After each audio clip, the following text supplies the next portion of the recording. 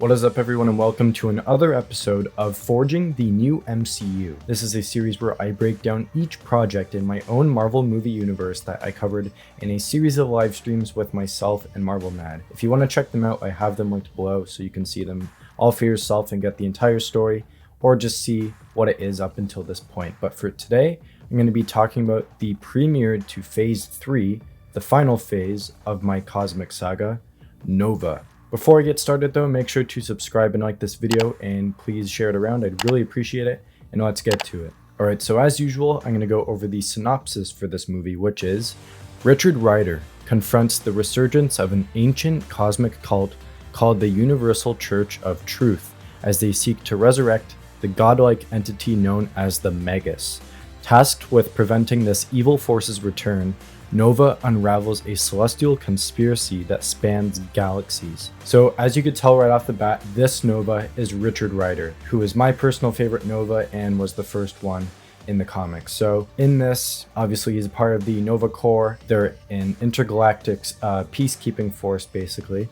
They go around the universe trying to, maintain peace, try to help out if other planets are at war, that kind of thing. They're basically like the Green Lantern Corps of the Marvel Universe. And the Universal Church of Truth will be the villains in this movie. And they're trying to resurrect the Magus, who I will explain more as we get through this breakdown. But first off, the Magus is a very powerful being. And the Universal Church of Truth is kind of like a cult that praises the Magus as a god that will, save the universe, that kind of thing.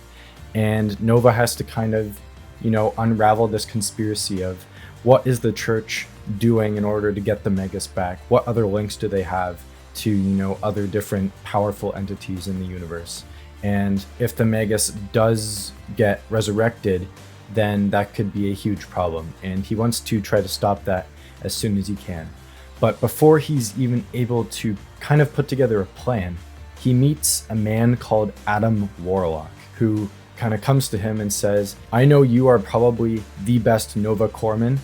I've come to you to provide my assistance in tracking down the Universal Church of Truth and trying to stop them before they resurrect the Magus. And obviously Richard is very confused. He has no idea why Adam Warlock just randomly showed up to come to him, and like why him evolve the Nova Corpsman, because he doesn't view himself as the most powerful. He's just he's doing his job basically. And Adam reveals that the Magus is an evil entity of himself. So that kind of links Adam to the Magus's, lore and all that. So Adam is kind of on a personal mission to make sure his evil half, who is super powerful, does not come back and try to basically destroy the universe. So Richard and Adam have to kind of go around, try to, find out where the Church of Truth is hiding, try to stop their mass so they can put together all their power and try to resurrect the Magus. They find out there's an artifact that they need to bring to the Magus's tomb.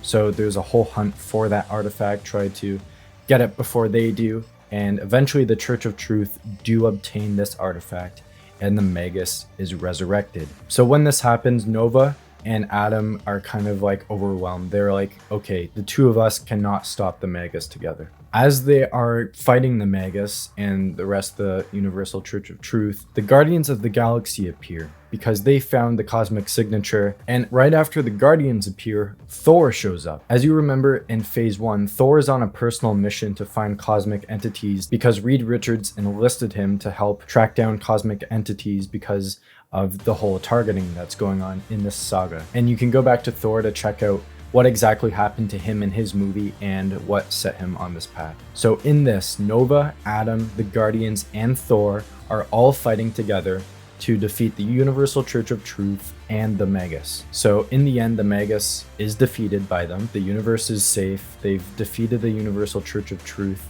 So all of that is put to rest. In the end, Richard realizes, I am still connected to the Nova Corps, but after just experiencing this, I feel like I could use my skills for something, far greater. But he feels he can thrive much more on his own and with the help of, the Guardians and Adam and any of them if he needs their help in some way. So in the end, Adam actually joins the Guardians of the Galaxy because he feels a connection with them. He feels he belongs with them.